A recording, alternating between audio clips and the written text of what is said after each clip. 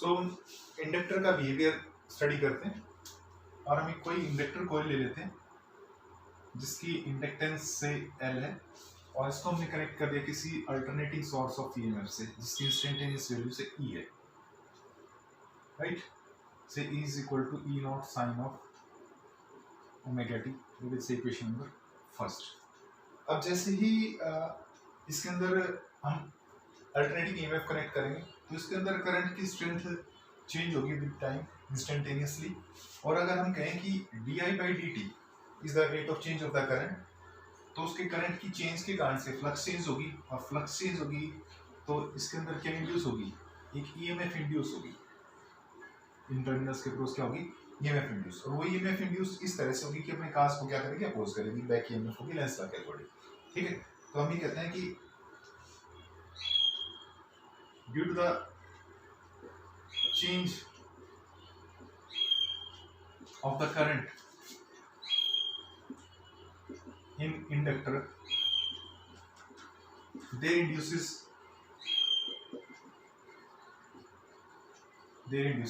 an induced EMF। इसके अंदर कोई EMF इंड्यूस होगी, E is equal to minus L di by dt, तो an induced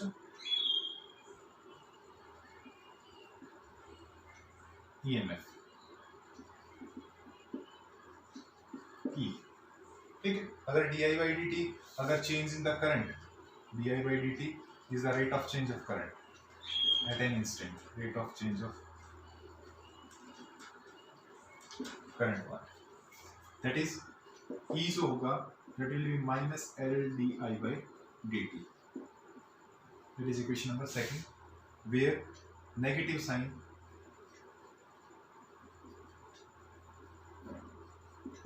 indicates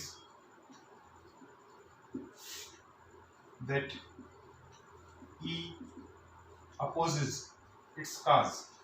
इस करंट की स्ट्रेंथ बिल्डअप होगी तो उसको अपोज करेगा और इस सोर्स का काम क्या है, उस करंट की स्ट्रेंथ को मेकअप करना। इसका मतलब ये हुआ कि जो सोर्स है, इस सोर्स को इस बैक ईएमएफ के बेस क्या करना पड़ेगा, वर्क करना पड़ेगा to build up the current. The negative sign indicates that E opposes its cause, means E को। Thus, the source of EMF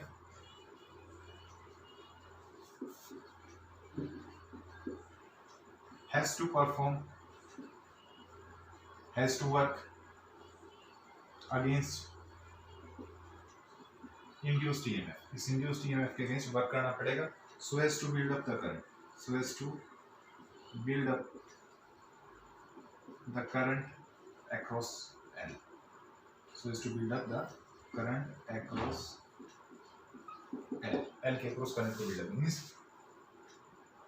this implies that कि जो E है, इस E की टेंडेंसी क्या होगी, जो इंड्यूस्ड EMF है उसका अपोज करने, ठीक है। Means that is equation number third. और E की वैल्यू यहाँ यूज कर देते हैं तो capital E is equal to minus का पोजीशन पे और E की वैल्यू कितनी है, from second minus L di by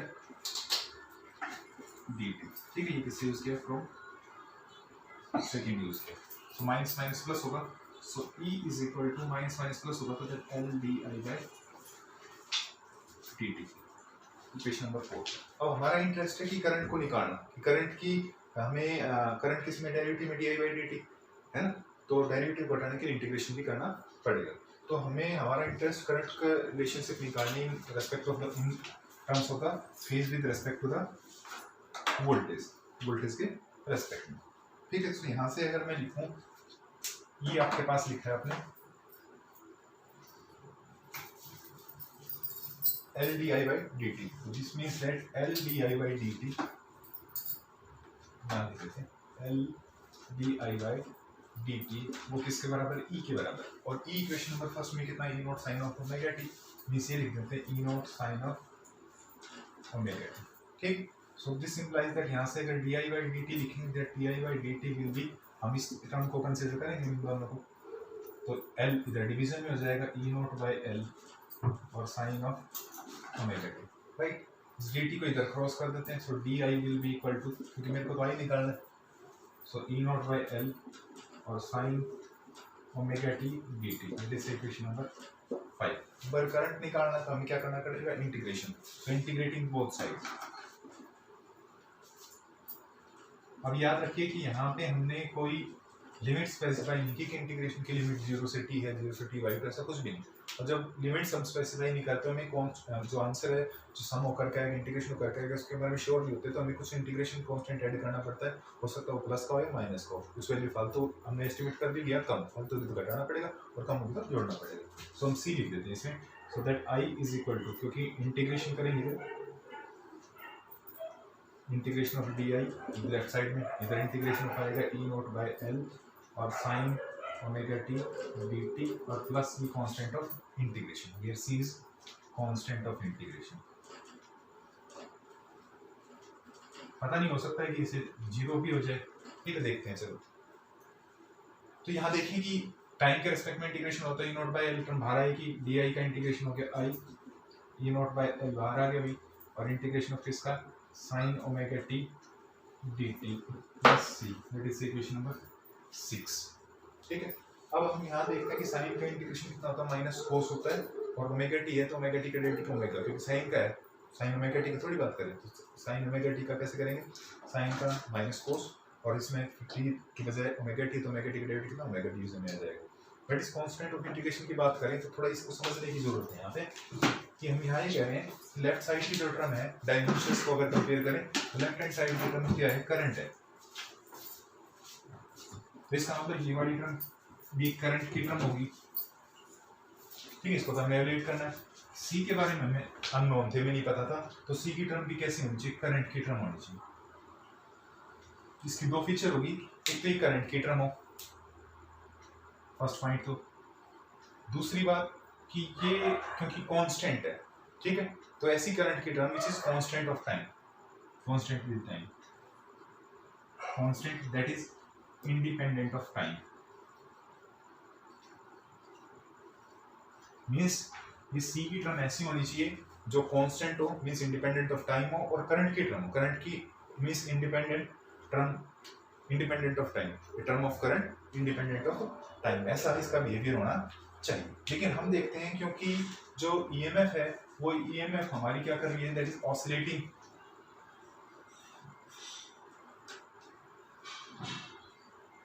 oscillate कर रही है विद टाइम, ठीक है, ऑसिलेशन हो रहा है, वैल्यू चेंज हो रही है, तो इसी के अकॉर्डिंगली करंट का भी वेरिएशन होगा। तो आप लिखेंगे कि as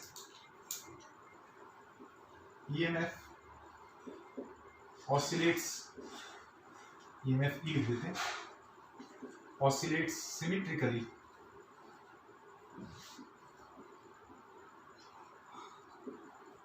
symmetrically about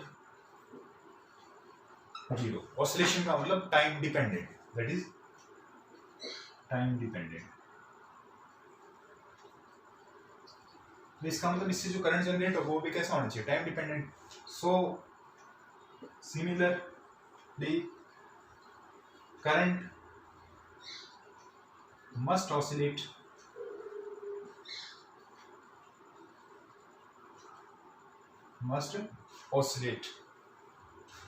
current must oscillate with time, you can say, ठीक, current must oscillate with time about 0, ठीक है, लाइक किसके, ई के वेरिएशन में, ठीक है। इसका मतलब करंट में भी ऑसिलेशन होनी चाहिए टाइम की, टाइम की ऑसिलेशन का मतलब करंट कैसा है, टाइम डिपेंडेंट, करंट कैसा है, टाइम डिपेंडेंट, लेकिन ये कहता है कि करंट की वाली टर्म कैसे होनी चाहिए, टाइम इंडिपेंडेंट। इसका मतलब no term of current should exist which is time independent, ऐसी कोई टर्म नहीं होनी चाहिए जो टाइम से इंडिपेंडेंट, करंट तो टाइम का डिपेंडेंट होना चाहिए, और डिपेंडेंट है इसका मतलब ये टर्म तो टाइम डिपेंडेंट है, ये टर्म भी टाइम डिपेंडेंट होना चाहिए, इसका मतलब यहाँ तो 0 होगा तभी ये बात हमारी दाल गल सकती है, समझ गए बात। तो इसको हम डिस्कस करते हैं, नहीं लिख लेते हैं इसको,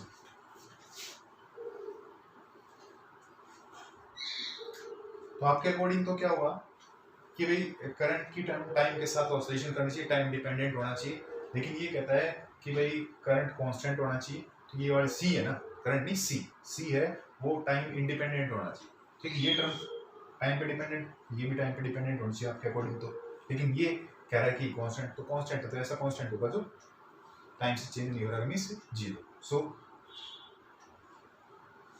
there must be no term which is time independent, time independent हो ऐसी कोई टर्म नहीं होनी चाहिए। That is C must be zero, C must be zero, C क्या होना चाहिए, जीरो होना चाहिए। सी को जीरो कर दें, सो दिस इंप्लाइज दैट आपके पास इक्वेशन आ गया I is equal to E not by L, ठीक है, integration sine omega T D T. ये आपके पास इक्वेशन नंबर 7 बनेगा। अब इसको हम सॉल्व कर लेते हैं। सो हमारे पास यहाँ पहुंचे हम, इस सी को क्या कर दिया गया जीरो, ठीक है, और सी जीरो होगा तो हमारे पास आई टर्म आ गई, I is equal to E not by L और integration of sine omega T D T. और लिमिट्स रखने का मतलब क्या है कि हमारा इंटीग्रेशन कांस्टेंट है वो क्या हो जाएगा जीरो, ठीक है। लिमिट्स अगर नहीं भी रखना तो इंटीग्रेशन कांस्टेंट हमारे पास कितना है जीरो। साइन का इंटीग्रेशन कितना होगा भाई बताइए, that will be minus cos, लेकिन किसके रेस्पेक्ट में, टी के रेस्पेक्ट में करें, बट ये ओमेगा टी का डेरिवेटिव कितना हुआ है ओमेगा, वो डिवीजन में चला जाएगा। तो ये सी क्या हो गया हमारे पास, दैट इज जीरो। आई इस टर्म को माइनस को बाहर ले लेते हैं, ओमेगा को भी बाहर, so I is equal to minus E not by L, ठीक है, and that is omega, minus E not by omega L लिख देते हैं, और ये टर्म होगी cos of omega T, that is equation number 8। अब हमारे पास जो ईएमएफ की टर्म थी वो साइन में थी, तो इसको भी साइन में चेंज कर लें क्योंकि ओमेगा टी की टर्म ही है, तो साइन में कैसे चेंज करें, हम इसको ऐसे लिख देते हैं आई इज इक्वल टू ये minus E not by omega L. सच हमने पढ़ रखा है sine 90 minus theta equal to होता है कोस थीटा, तो कोस थीटा लिखना है तो साइन 90 माइनस थीटा लिख दे, तो दैट विल बी साइन 90 का मतलब pi by 2 minus omega T, ठीक है। ये हमने इसलिए लिख दिया क्योंकि since sine 90 minus theta equal to cos theta होता है, ठीक है। और ये माइनस साइन अंदर डाल दें क्योंकि साइन एक ओड फंक्शन, ठीक है, कॉस तो इवन फंक्शन है, उसमें माइनस अंदर डालें तो प्लस माइनस कोई फर्क नहीं पड़ता, लेकिन इसमें साइन चेंज होगा। So this implies that I is equal to E not by omega L, और ये टर्म हो जाएगी साइन चेंज थी माइनस और प्लस की, तो साइन ऑफ ओमेगा टी तो होगी प्लस की और पाई बाई 2 हो गया माइनस का, ठीक है, दैट इज इक्वेशन नंबर 9। तो इसको अगर हम देखें तो यहाँ टर्म, ये टर्म करंट की मैक्सिमम होगी कब, जब ये साइन की टर्म क्या हो मैक्सिमम हो जाए। ये मैक्सिमम का मतलब कितनी वैल्यू हो जाए, फिर +1 माइनस 1 मैग्नीट्यूड लिखेंगे 1, so I will be maximum, और आई की मैक्सिमम वैल्यू को क्या बोलते हैं I not, I will be maximum when sine omega T minus pi by 2 is equal to 1, ठीक है, ये 1 के बराबर हो, मीन्स इसकी मैक्सिमम वैल्यू को क्या बोलेंगे, we will be calling it I not, ठीक है। तो ये टर्म अगर 1 कर दे तो ये क्या बच जाएगा जो I not, so I not is equal to कितना आ जाएगा E not by omega L, E not by omega L term को हम क्या कहें आई नॉट कहें, peak value of the current हम कह देते हैं। मैं एक बार रब कर देता हूँ, ठीक है। सो यहाँ देखिए कि क्या फेज डिफरेंस बनता है करंट और वोल्टेज के रेस्पेक्ट में। तो इसको अगर मैं आई नॉट लिखूं, so this implies that I will be equal to I not, ठीक है, रिटर्न होगी sine of omega T minus pi by 2, where I not आपने किसको लिखा है E not by omega L, E not by omega L को लिखा है। ये आपके पास इक्वेशन नंबर 10, ठीक है। तो अब इक्वेशन नंबर फर्स्ट और 10 को कंपेयर करिए, E is equal to E not sine omega T minus pi by 2, means जो करंट है, करंट वैल्यू रिड्यूस तो होगी पीक वैल्यू में, नो डाउट, ठीक है, क्योंकि ओमेगा एल टर्म में हमारे पास कोई फाइनाइट टर्म होगी जिसका मतलब लेस देन होगा, बट फेज में भी क्या हुआ चेंज हुआ, फेज में क्या हुआ लैग किया, करंट ने क्या किया लैग, माइनस का lag from first and 10th, it is clear that I lags behind Fisher Rye by a phase of pi by 2, that is means 90 degree, degrees में लिखे तो 90 डिग्री और रेडियंस में लिखे तो pi by 2, means therefore phi is equal to कितना minus phi by two और minus angle का मतलब क्लॉकवाइज एंगल। तो इसकी जो हम अब वो ड्रा कर देते हैं इसकी फेजर डायग्राम ताकि उससे स्टडी हो जाए। लेकिन एक चीज और याद रखना कि यहाँ ये जो टर्म है इसको ऐसे लिखते हैं क्योंकि करंट है तो ये ईएमएफ, तो ये एक टर्म रेजिस्टेंस की होनी चाहिए ई नॉट बाय, इस टर्म को कह देते हैं एक्सएल। क्या कह देते हैं? X L is equal to omega L. Omega L term को हमने क्या बोल दिया? एक्सएल बोल दिया। एक्सएल का मतलब क्या है? इंडक्टर का रेजिस्टेंस मींस इंडक्टिव रिएक्टेंस। इस एक्सएल को क्या बोलते हैं? Where X L is equal to omega L is called inductive reactance. Inductive reactance means reactance का मतलब opposition offered by the inductor to the AC, that is opposition offered by inductor to AC। ठीक है, ये frequency पे dependent है क्योंकि XL is equal to लिखते हैं ओमेगा एल, ओमेगा का मतलब है 2 pi, so XL is equal to 2 pi nu into L. ये रिजल्ट आपने ध्यान रखना है। ठीक है, XL is equal to omega. और अगर डीसी के लिए बात करें तो for DC current signal DC के लिए फ्रीक्वेंसी 0 होती है तो मींस एक्सएल क्या होगा? 0 होगा। मींस इंडक्टर एसी को कोई अपोजिशन नहीं देगा, इजी पाथ प्रोवाइड करेगा। That is inductor provides an easy path to AC, sorry DC। ठीक है, DC के लिखना है, DC की फ्रीक्वेंसी 0 है, AC की तो फाइनाइट फ्रीक्वेंसी होगी तो फाइनाइट ऑब्स्ट्रक्शन ऑफर करेगा। ठीक है, एक चीज और देखें, अब एक तो हमें फेज डायग्राम ड्रा करना है और एक इसकी यूनिट और डायमेंशंस का जिक्र कर लेते हैं। ठीक है, तो डायमेंशंस और जो यूनिट है वो रेजिस्टेंस वाली ही होंगी। ठीक है, वो डिस्कस कर देते हैं। सो यहाँ हम फेजर डायग्राम भी अगर ड्रा करते हैं तो देखते हैं कि अगर ईएमएफ की इक्वेशन थी तो वो तो E is equal to E not sign of omega T थी जो फर्स्ट थी, और 10th इक्वेशन करंट की थी तो sign omega T minus pi by 2। ठीक है, मींस माइनस का मतलब कैसा एंगल? Clockwise angle. ठीक है, सो ये I is equal to I not sign of omega T minus pi by 2। इसका जो प्रोजेक्शन है वो किसको इंडिकेट करेगा? इंस्टेंटेनियस वैल्यू का इसका प्रोजेक्शन होगा E is equal to E not sign of omega T. और कारों में देखेंगे तो इन दोनों का जो वेरिएशन है वो सेम फेज में नहीं है क्योंकि करंट क्या कर रहा है? लैग कर रहा है by phase of pi by 2। Meaning ये कि जब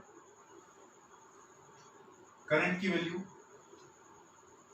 सपोज मैक्सिमम थी उस टाइम पे जो ईएमएफ की वैल्यू मैक्सिमम थी उस टाइम पे करंट की वैल्यू 0 थी, और करंट ने मैक्सिमम वैल्यू कब ली? By phase of pi by 2 के फेज डिफरेंस के बाद में। इसका मतलब सपोज यहाँ से चला करंट तो उसके कुछ समय बाद लेटर ऑन इस करंट की ईएमएफ की initiation cos t is equal to 0 पे है तो इसकी t इज इक्वल टू कितने पे? That is t by 4। t by 4 का मतलब by phase of pi by 2।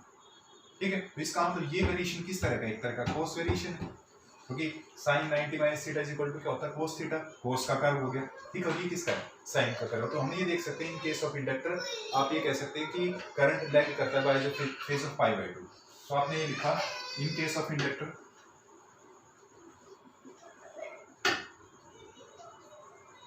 हम ऐसे लिख सकते हैं, इस तरह से याद रखेंगे ELI एल जो हम पहले बता सकते हैं कि करंट लैग करेगा by phase of pi by 2। Current lags by a phase of pi by 2 means that is इसके केस में जो पाई है कैसा है? Minus pi by 2। पहले बता चुके। यूनिट की बात करते हैं हम एक्सएल की। एक्सएल इज इक्वल टू हमने लिखा है ओमेगा एल। ठीक है, ओमेगा टर्म फ्रीक्वेंसी की टर्म है तो फ्रीक्वेंसी यूनिट तो क्या होगी आपके पास? पर सेकंड में। ठीक है, अगर E is equal to L D I by D T वाला एक्सप्रेशन से अगर देखें तो L की बात करें तो that will be EMF divided by D I by D T. ये टर्म होगी L। तो L की क्या लिखी EMF तो किसमें लिखी जाएगी? वोल्ट में। ठीक है, करंट लिखा जाएगा एम्पियर में, और ये क्या होगी? सेकंड। तो ये सेकंड टर्म ऊपर चली जाएगी। ठीक है, इस सेकंड से ये सेकंड क्या कर गया? कट गया। ठीक है, तो volt divided by ampere. Volt divided by ampere. ठीक है, V बाय I। ये टर्म क्या होगी आपके पास? R। ठीक है, रेजिस्टेंस की टर्म होगी और रेजिस्टेंस की यूनिट क्या होती है? ओम। ठीक है, तो एक्सएल जो है वो एक तरह से किसको बता रहा है, resistance of inductor to the AC, that is resistance of L towards AC, जिसको हमने इंडक्टिव रिएक्टेंस कहा है। ठीक है, कैपेसिटर का बिहेवियर नेक्स्ट वीडियो में देखेंगे। सो हम ये देख रहे थे कि जब एसी सर्किट में केवल हम इंडक्टर, प्योर इंडक्टर अगर कनेक्ट करते हैं तो करंट और वोल्टेजेस सेम फेज में नहीं रहते, बजाय इस याद रखने के लिए एल मीन्स करंट लैग करता है by phase of pi by two, means minus pi by to आया था। और हमने यहाँ एक टर्म आइडेंटिफाई की थी I not is equal to E note by omega L, और इस ओमेगा एल को हमने क्या लिखा था, we have written it as XL. इस टर्म को हमने क्या लिखा था, XL, and that is equal to omega L. और इस एक्सएल को हमने कहा था that is the inductive reactance, inductive reactance means position offered to the flow of AC by the inductor। Resistance के केस में करंट और वोल्टेज सेम फेज में होते थे, और जो रेजिस्टेंस है frequency independent means both AC और डीसी को इक्वली क्या करता था, रिड्यूस करता था। लेकिन बात करते हैं इंडक्टर की, तो इंडक्टर के अंदर जो रिएक्टेंस है वो फ्रीक्वेंसी पे डिपेंड करती है। ठीक है, क्योंकि यहाँ पे हमने लिखा है X L equal to omega L, and omega stands for 2 pi nu, so that is 2 pi nu L, right. अगर कोई गिवन नोन हमारे पास कोयल है जिसकी इंडक्टेंस अगर एल है, तो उसकी जो इंडक्टिव रिएक्टेंस है वो 2 पाई न्यू इंटू एल हुई, means that is inductive reactance directly proportional to the frequency. Means अगर हम ग्राफ ड्रा करें किसके बीच में, एक्सएल और फ्रीक्वेंसी के बीच में, तो ग्राफ कैसा आएगा, एक स्ट्रेट लाइन वेरिएशन होगा, एक डायरेक्ट वेरिएशन होगा। जैसे जैसे फ्रीक्वेंसी इंक्रीज होगी वैसे वैसे एक्सएल क्या होगा, इंक्रीज होगा। X L is directly proportional to frequency. ठीक है, एक चीज और ध्यान रखिए कि जब हमने फेजर डायग्राम ड्रा किया था तो हमने ये देखा था कि कर्व देखे थे, तो कर्व ड्रा किए थे हमने, एक तो अल्टरनेटिंग ईएमएफ और अल्टरनेटिंग करंट का, क्योंकि हमने लिखा कि करंट लैग कर रहा है by phase of pi by two, तो यहाँ I is equal to I naught sine of omega T के रिस्पेक्ट में minus pi by two, means कैसा एंगल है, नेगेटिव। नेगेटिव का क्लॉकवाइज एंगल लिया था, तो हमने क्लॉकवाइज एंगल ले लिया था। ठीक है, ये वर्ड लाइन अल्टरनेटिंग करंट को इंडिकेट कर रही है, अल्टरनेटिंग ईएमएफ को इंडिकेट कर रही है। ठीक है, और इसके कॉरस्पॉन्डिंग अगर कर्व देखते हैं तो ये तो साइन कर्व है, ठीक, ये वाला ब्लू कर्व से लिखा है साइन कर्व, और यहाँ देख रहे हैं sign omega T minus pi by to.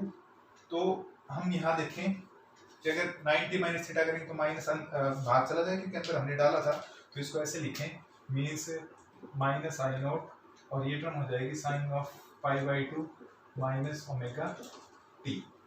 ठीक है, और साइन 90 माइनस थीटा क्या होता है, cos theta, that will be minus I naught और cos of omega T, I is equal to. तो इसका मतलब ये cos की कैसी टर्म हुई, नेगेटिव टर्म, मींस cos का ग्राफ है बट उसका अपोजिट। ठीक है, तो cos का ग्राफ तो क्योंकि इस तरह का होता है ऐसे u, तो उसका अपोजिट होगा, उसका कैसा होगा, अपोजिट। ये काटे इंटरसेप्ट पॉजिटिव एक्सिस की बजाय किस होगा, नेगेटिव पे। यहाँ पे इधर पीक नेगेटिव पे आती थी तो किसमें आएगी, पॉजिटिव में। कहने का मतलब अगर इस कर्व से अगर हम समझना चाहें तो ये देखिए कि अगर t इक्वल टू, मैं जीरो करूँ यहाँ पे, t equal to zero, t zero तो मतलब थीटा जीरो, इस पूरे टर्म को हम क्या मान रहे, थीटा मान रहे ओमेगा टी। ठीक है, तो थीटा जीरो करेंगे तो साइन जीरो जीरो, मींस यहाँ पे जीरो पे zero.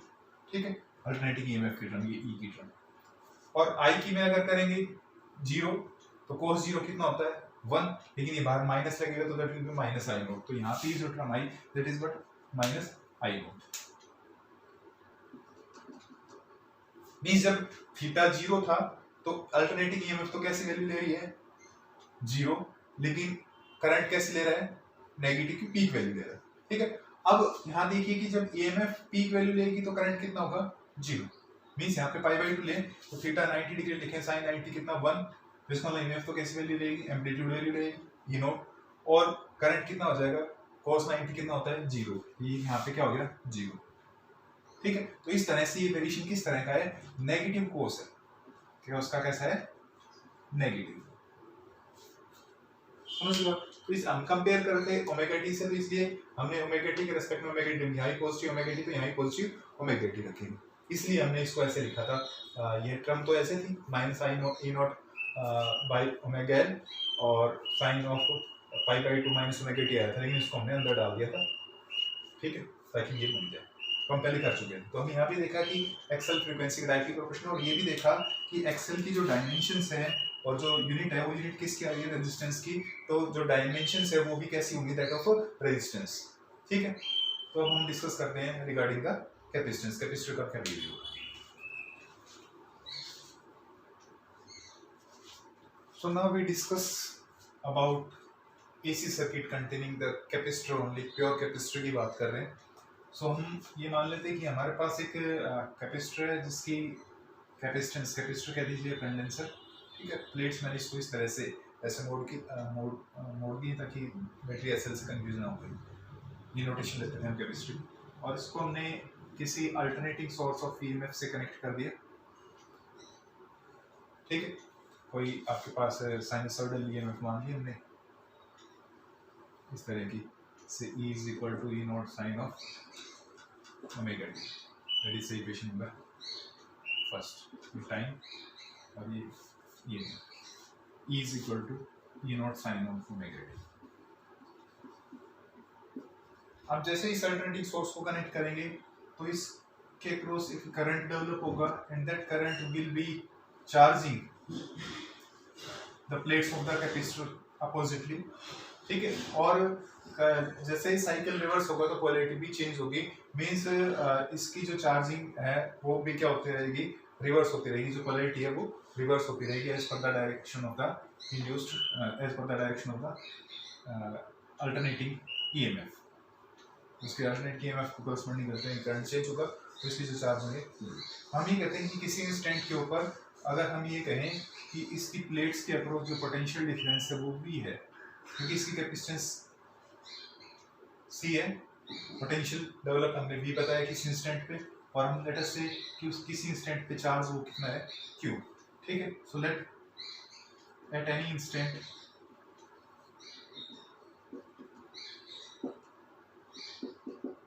charge on plates of capacitor is Q such that potential जो difference आएगा V वो हो कितना, Q by C, question number से सेकेंड। अब याद रखिए कि किसी भी इंस्टेंट के ऊपर जो पोटेंशियल डिफरेंस होगा वो हर एक इंस्टेंट के ऊपर किसके बराबर आएगा, as equal to the alternating EMF at that instant, ठीक। एट एवरी इंस्टेंट, क्योंकि यही क्या कर रही है, उसको चार्ज कर इसी के कॉरेस्पॉन्डिंग इसकी पोलैरिटी चेंज और इसके अकॉर्डिंग वो चार्ज दे रहा है। Eight every instant V is equal to V must be equal to E के बराबर होना चाहिए। Therefore you can write V is equal to Q by C बताया, और वो किसके बराबर होगा, E के बराबर, बट ये आपको पता है इक्वेशन नंबर फर्स्ट से कितना है, that is equal to E naught sin of omega t, ठीक है, क्योंकि आपने फ्रॉम फर्स्ट लिखा है सब। तो अगर हमें अब ईएमएफ को रिलेशनशिप, फेज रिलेशनशिप स्टडी करनी विद रिस्पेक्ट टू करंट की स्टडी करनी विद रिस्पेक्ट टू ईएमएफ, तो ईएमएफ का पता करंट निकालेंगे, करंट का rate of flow of charge, तो क्यू टर्म है यहाँ से निकाल लें, so it means that Q will be equal to C E not sign of omega T, and that is equation number third, ठीक है। Now current at an instant, rate of flow of charge, now I is equal to होता है dq by dt, तो यहाँ पे d by dt और q की value लिख देते हैं, q की वैल्यू कितनी, इक्वेशन नंबर थर्ड में c e not sign of ओमेगा t, ठीक है। और यहाँ हम कर देते हैं भाई डेरिवेटिव, तो c और e नॉट तो बाहर आएगा कांस्टेंट, क्योंकि टाइम के रेस्पेक्ट डेरिवेटिव, साइन का डेरिवेटिव क्या होता है, cos, तो cos होगा, लेकिन sin ओमेगा t का करना है, ठीक है। sin का तो क्या हो गया, cos और ओमेगा t का कितना डेरिवेटिव होगा, ओमेगा, तो ओमेगा और मल्टीप्लाई आएगा, so therefore you can write it as I is equal to c e not आ गया बाहर भाई, और d by dt ऑफ इसका sin ओमेगा टी, ठीक है। और साइन ओमेगा टी का डेरिवेटिव कितना आएगा भाई, देखिए I is equal to C E not, sine का डेरिवेटिव कितना भाई, that will be cos omega T, ठीक है, और इनटू क्या, ओमेगा, ओमेगा किसका डेरिवेटिव होगा, ओमेगा टी का, ठीक है, क्योंकि हमें तो करना साइन का तो कॉस, लेकिन कर टी के रेस्पेक्ट में, लेकिन ये टी नहीं है बट क्या है ओमेगा टी, तो ओमेगा टी का डेरिवेटिव कितना, हमें तो मल्टीप्लिकेशन करना पड़ेगा, so that will be I is equal to C omega C और ई नॉट और कॉस ऑफ ओमेगा, ठीक। इसको मैं थोड़ा सा और मॉडिफाई कर देता हूँ, ठीक है, ऐसे लिख देता हूँ E not by 1 over omega C, मैंने क्या किया 1 ओवर ओमेगा सी लिख देते, पलट करके ओमेगा सी ऊपर ही ऊपर था ना ओमेगा सी, तो ठीक है, और कॉस ऑफ ओमेगा टी, ठीक है, दैट इज इक्वेशन नंबर 4। और इस कोस को देखिए मैं किस में चेंज करना चाहता हूँ, साइन के अंदर चेंज करना चाहता हूँ, क्योंकि मेरे पास ये टर्म ओमेगा टी की है और साइन के अंदर है, ठीक है, तो कंपेयर कर सके इसलिए phase difference phase relationship study कर रहे हैं। तो इसको मैंने ऐसे लिखा, since sine 90 plus theta equal to कितना होता है कॉस थीटा, मैं ये रिजल्ट यूज करूंगा, मैं साइन 90 माइनस थीटा नहीं यूज करूंगा, क्योंकि 90 माइनस थीटा करने से एक बार समझिए कि साइन अगर 90 माइनस थीटा कर, 90 का मतलब पाई बाई 2, ठीक है, माइनस थीटा का मतलब ओमेगा टी, मींस अगर पाई बाई 2 माइनस ओमेगा टी किया, ठीक है, तो नो डाउट ये आपके पास टर्म तो वही आएगी कोस की, ठीक है, साइन 90 माइनस थीटा, 90 पे चेंज होगा कोस हो जाएगा और 90 माइनस थीटा सारे पॉजिटिव होते हैं। लेकिन इसमें फिर अगर मैं कंपेयर करूंगा ईएमएफ से, तो उसमें ईएमएफ में तो कितना टर्म है, E is equal to E not sign of omega T की टर्म प्लस ओमेगा टी है, और इसके अंदर कैसा हो जाएगा माइनस ओमेगा टी, इसके अंदर कैसा हो जाएगा माइनस ओमेगा टी, तो इसलिए फेज क्या होगा, उल्टा हो गया ना, तो ऐसा नहीं करें, तो इसलिए हमने साइन 90 माइनस थीटा की अवॉइड करके साइन 90 प्लस थीटा में यूज करना है रिजल्ट, ठीक है, means pi by 2 plus theta, 90 degree का मतलब पाई बाई 2, ठीक है, और इसको हम यूज कर देते हैं, so therefore I is equal to E not by 1 over omega सी, ठीक है, और इसको कोस को क्या लिख दें, sine 90 plus theta sine pi by 2 plus theta, theta stands for omega T, ठीक है, या फिर इसको ऐसे लिख दें I is equal to E not by 1 over omega C, और साइन ऑफ ओमेगा टी को पहले लिख लिया क्योंकि यहाँ पे ओमेगा टी था, ये भी टर्म प्लस ओमेगा टी होगी, ये भी प्लस ओमेगा टी ही हो गई है, ठीक है, अदरवाइज 90 माइनस थीटा करते तो माइनस ओमेगा टी होती, तो इसलिए हम गलती ना करें, यहाँ ध्यान रखना, ये वाला रिजल्ट यूज करना, तो minus sorry plus pi by 2, ठीक है, and that is equation number 5, ये आपका इक्वेशन नंबर 5 है। अब ये करंट की वैल्यू है, ये मैक्सिमम कब होगी, जब ये टर्म क्या होगी maximum, so I will be maximum, I will be maximum, current will be maximum कब, जब ये टर्म मेरे पास जो sign omega T plus pi by 2 की टर्म कैसे मैक्सिमम, साइन की मैक्सिमम वैल्यू कितनी होती है प्लस माइनस 1, तो मैग्नीट्यूड में अगर लिखेंगे तो 1 हो जाएगी, तो 1 हो जाएगी, तो करंट की वैल्यू उस मैक्सिमम वैल्यू को कितना बोलेंगे, देयरफॉर इस आई को हम क्या बोलेंगे आई नोट बोलेंगे, और वो आई नोट कितना हो जाएगा, इस टर्म को 1 कर दिया, ये वाला जो टर्म है हमने क्या कर दिया, अगर इसको 1 कर दिया, ठीक है, तो इसको अगर 1 करें प्लस माइनस 1 दोनों तरह की बातें होती हैं, ठीक है, तो मैं एम्पलीट्यूड लिखता हूँ plus E note minus E note plus I note minus I note ऐसे होता है, तो इसको ऐसे लिख दिया ई नोट, क्योंकि मैग्नीट्यूड में लिख रहे हैं ई नोट और बाय कितना 1 ओवर ओमेगा सी टर्म बढ़ेगी, क्योंकि ये टर्म 1 होगी, ठीक है, तो ये आपके पास कैसा करंट हो गया, पीक करंट हो गया, ठीक है, तो इसका मतलब ई नोट बाय ओमेगा सी है, इस टर्म को आप क्या लिख सकते हो, पीक करंट की जगह यूज कर सकते हैं, देखिए कैसे, मींस आपने ये लिखा इक्वेशन नंबर 5 में, in equation 5 I is equal to E note by, यहाँ इसको देखिए थोड़ा सा इक्वेशन नंबर 5 में बाद में पुट करेंगे, पहले लिखेंगे आई नोट, आपने लिखा किसको E note by 1 over omega C, तो इस 1 ओवर ओमेगा सी टर्म को जैसे वहां तो आया था E note by XL is equal to omega L, E note by omega L आया था, ई नोट बाय कितना है 1 ओवर ओमेगा सी आया, तो इस 1 ओवर ओमेगा सी टर्म को, क्योंकि ये करंट है तो voltage divided by some term of किसके होना चाहिए रेजिस्टेंस, और इस सम टर्म ऑफ रेजिस्टेंस को इस टर्म को हम क्या करेंगे, we will call it as X C, capacitive reactance X is equal to 1 over omega C. C subscript में नहीं है, ये सी कैपेसिटर पूरा है और ये यहाँ सबस्क्रिप्ट में एक्स सी, ठीक है, where X C is equal to 1 over omega C. तो इसका मतलब ये हुआ कॉल्ड कैपेसिटिव रिएक्टेंस। इसके बारे में भी थोड़ी देर में डिस्कस करेंगे। कैपेसिटिव रिएक्टेंस, कैपेसिटिव रिएक्टेंस, ठीक है, means that is the resistance offered by the capacitor to the AC. AC को कितना अपोजिशन देता है। तो इसका मतलब ये हुआ कि ये टर्म होगी, देयरफॉर आई नोट जो है वो कितना होगा, that is E note by X C, ठीक। और एक्स सी का मतलब कितना है, that is 1 over omega C. Omega कितना होता है 2 पाई, तो वो हम बाद में यूज करेंगे, लेकिन रिजल्ट हमारे पास क्या हो जाएगा, देन इक्वेशन 5 क्या हो जाएगा बताइए, I is equal to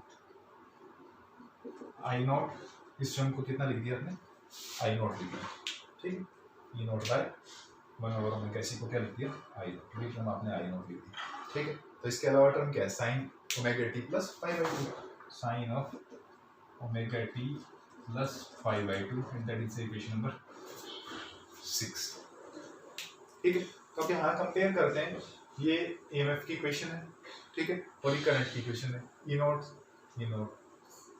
I not की टर्म होगी, I not is equal to E not by X C, जितनी भी रिड्यूस होगा वो हम देखेंगे। साइन ओमेगा टी, यहाँ तक तो बात अलग है, लेकिन ये प्लस 5/2, इसका मतलब करंट क्या कर रहा है, लीड कर रहा है। वहाँ तो क्या कर रहा है, लैग करते हैं, यहाँ पे आया था -5/2 आया था ना। तो इसका मतलब ये हुआ, that is in case of capacitor, that is in case of capacitor के केस में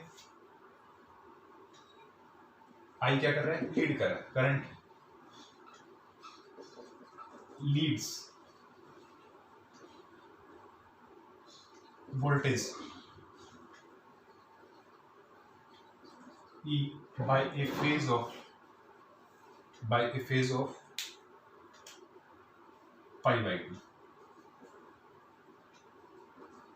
that is phi is equal to कितना आया, प्लस pi/2। तो हमने ये देखा कि रेजिस्टेंस के केस में तो क्या होता था, करंट और वोल्टेज सेम फेज में। इंडक्टर के केस में करंट क्या करता था, लैग करता था, एल लिखा था। और इसके अंदर क्या होगा, इसके लिए वर्ड यूज करेंगे हम क्या, आइस, ICE, आइस का मतलब क्या है, देखिए C स्टैंड्स फॉर कैपेसिटर, ठीक है, और I पहले आया तो करंट क्या करा, लीड किया, ठीक है, वोल्टेज इसमें बाद में। तो इसका मतलब pi/2 का क्या होगा, फेज डिफरेंस होगा करंट और वोल्टेज के बीच में। तो अब जब 90 डिग्री है, साइन 90 की टर्म होगी, साइन की टर्म है, तो इसके अंदर pi/2 अगर ऐड होगा तो 90 प्लस थीटा कितना होता है, कोस। तो कोस में चेंज होगा, लेकिन कोस कैसे में चेंज होगा, पॉजिटिव में चेंज होगा। इंडक्टर वाले में तो कैसे होता है, नेगेटिव में, तो इसमें किस में जाएगा, पॉजिटिव। तो हम वो फेज डायग्राम में डिस्कस करना चाहते हैं और कैपेसिटिव रिएक्टेंस डिस्कस करते हैं।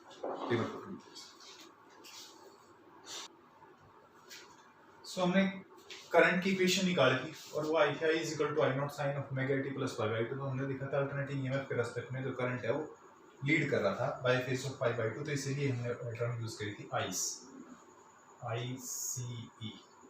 I and E stands for current and EMF, और जो C स्टैंड कर रहा था दैट फॉर द कैपेसिटर। और क्योंकि करंट पहले आया तो इसका हम लीड कर रहा है, लीड का मतलब प्लस 5/2, ठीक है। और ये अगर साइन 90 प्लस थीटा करे तो cos थीटा ही, तो इसका मतलब इक्वेशन जो करंट क्या है, is equal to I naught cos omega T, cos का करवाएगा कैसा, पॉजिटिव का, ठीक है। तो हम ये देखते हैं कि अगर फेजर डायग्राम में ड्रा किया था, हमने रोटेटिंग वेक्टर लिया था, तो उस रोटेटिंग वेक्टर को क्योंकि E is equal to I not sine omega T, तो ओमेगा टी फेज पे, तो ओमेगा टी फेज पे ले लिया, तो उसकी जो लेंथ है वो किसको रिप्रेजेंट करेगी, नॉट से। और I इज इक्वल टू हमारे पास कितना, I not sign of omega T plus pi/2, तो omega T plus pi/2, plus का मतलब कैसा एंगल, एंटी क्लॉकवाइज एंगल। तो इसके साथ 90 डिग्री एंगल बना करके, तो हमने ये कितना दिखा दिया, 90 डिग्री का एंगल दिखा दिया। तो इसके साथ 90 डिग्री का एंगल बना करके सी नोट के साथ ये कौन हो गया, आई नोट रिड्यूस भी होगा, कितना होगा, I not is equal to E note by 1 over omega सी, ठीक है। फ्रीक्वेंसी के अकॉर्डिंग चेंज होगी वो भी, लेकिन पीक वैल्यू इतनी आएगी, ठीक है। तो इंस्टेंटेनियस वैल्यूज होंगी वो वर्टिकल प्रोजेक्शन से शो की जाएंगी। तो वर्टिकल प्रोजेक्शंस जो आएंगे इनके, इसका वर्टिकल प्रोजेक्शन हुआ ये, ठीक है, और इसका जो वर्टिकल प्रोजेक्शन है वो ये हो गया, ठीक है। तो ये आपको इंस्टेंटेनियस वैल्यू ऑफ करंट और ईएमएफ को इंडिकेट करेगी। तो हमारे पास इसकी करंट की तो आई इस वर्टिकल से और ईएमएफ क्या है इस वर्टिकल से, तो ये तो I is equal to E not sine omega T, ये हो गया I is equal to I not sign of omega T plus π/2 lead कर रहा है by phase of π/2 current in case of the condenser capacitor leads the alternating EMF by phase of π/2। इनको कुछ हम experiment से भी देख सकते हैं, ठीक है, जो कि हायर क्लासेस में आप देखोगे। तो अब हम बात करते हैं इसकी कर्व की। तो ये तो E is equal to E not sine omega T का कर्व, ये किसका है, कोस का कर्व आ रहा है, तो ये तो साइन का कर्व हुआ, ठीक है, ब्लैक से दिखा दीजिए, रेड वाला किसका हो गया, कोस का कर्व हो गया, ठीक है। या फिर कह लीजिए कि sine of omega T plus π/2 lead कर रहा है किसका रेस्पेक्ट में, ईएमएफ के रेस्पेक्ट में। देखिए कैसे, क्योंकि अगर मैं मान लो थीटा 0 लिखता हूँ, थीटा 0 लूंगा तो साइन 0 0 यहाँ पे 0 होगा, लेकिन थीटा यहाँ पे अगर मैं क्या करता हूँ 0, तो थीटा 0 करेंगे तो कोस 0 कितना जाएगा 1, तो करंट की वैल्यू कितनी आ जाएगी आई नॉट, तो करंट की वैल्यू, ये वाली वैल्यू कितनी होगी, that stands for I not, ये वाली वैल्यू किसको स्टैंड करेगी, आई नॉट को स्टैंड करेगी, ठीक है, ये वैल्यू। अब हमने कहा कि जब 90 डिग्री लिखेंगे थीटा को, थीटा 90 डिग्री लिखेंगे तो साइन 90 कितना हो जाएगा 1, साइन 81, तो मतलब 90 डिग्री पे जो ईएमएफ है कैसे वैल्यू लेगा, मैक्सिमम वैल्यू ले रहा है, ठीक है। अब अगर इसमें करते हैं तो cos 90 कितना हो जाएगा 0, और cos 90 0, यहाँ पे 0 वैल्यू ले रही, ठीक। फिर ये 0 लेगा तो ये क्या लेगा मैक्सिमम, ठीक है। फिर ये मैक्सिमम लेगा तो ये कितनी लेगा 0 लेगा, जिसका मतलब इन दोनों के बीच में जो फेज डिफरेंस कितना चलता रहेगा π/2 का चलता रहेगा। तो आप तीन चीजें यहाँ पे पढ़ चुके थे, कैपेसिटर, रेजिस्टेंस और इंडक्टर, ठीक है। हमने कैपेसिटर का केस किया है। कैपेसिटर की जो कैपेसिटिव रिएक्टेंस जिसे आपने कहा है वो कितनी, x is equal to 1 over omega सी, ठीक है। आल्सो आपने ये लिखा xc is equal to 1 over omega C, ये क्या कहला रही है आपकी कैपेसिटर की रिएक्टेंस है, इसको हम बोलते हैं कैपेसिटिव रिएक्टेंस, कैपेसिटिव रिएक्टेंस, ठीक है। और ये फ्रीक्वेंसी पे डिपेंडेंट है, तो x is equal to omega को लिख देते हैं 2 pi nu C, since omega is equal to 2 pi nu होता है, तो इसका मतलब ये हो गया आपकी कैपेसिटिव रिएक्टेंस, याद रखना ये। और अगर मान लो फ्रीक्वेंसी की बात करें तो फ्रीक्वेंसी एसी की तो नॉन जीरो है, ठीक है, नॉन जीरो वैल्यू रखी जाएगी यहाँ पे, तो एक्सी कैपेसिटिव रिएक्टेंस कुछ फाइनाइट रिएक्टेंस होगी। लेकिन फॉर डीसी की बात करें तो डीसी के लिए फ्रीक्वेंसी होती है 0 और फ्रीक्वेंसी 0, तो एक्सी कितना हो जाएगा, that is infinite, means capacitor एक इनफाइनाइट इंपीडेंस या इनफाइनाइट रिएक्टेंस ऑफर करेगा to the flow of AC, sorry DC, flow of DC. DC की बात करें तो कैपेसिटर क्या करेगा, कंडेंसर कैपेसिटर ब्लॉक करेगा DC, that is capacitor offers infinite reactance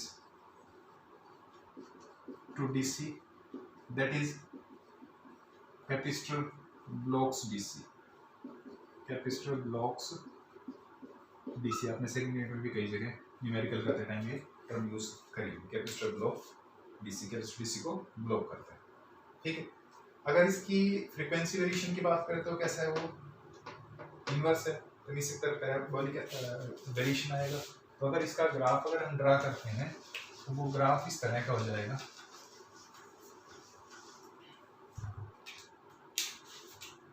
as XC है 1 ओवर ओमेगा सी, ठीक है, omega stands for 2 pi nu c, ठीक है। तो अगर कैपेसिटर फिक्स्ड कैपेसिटेंस का है तो XC is inversely proportional to frequency, इसका मतलब उसके बीच में जो ग्राफ आएगा फ्रीक्वेंसी के बीच में और कैपेसिटिव रिएक्टेंस के बीच में, तो वो कैसा आएगा, इस तरह का कर्व आएगा,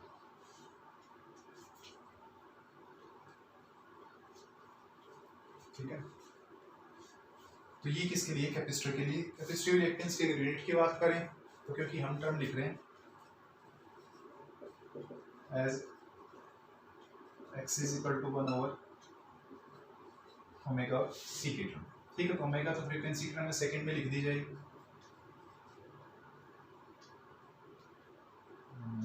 अगर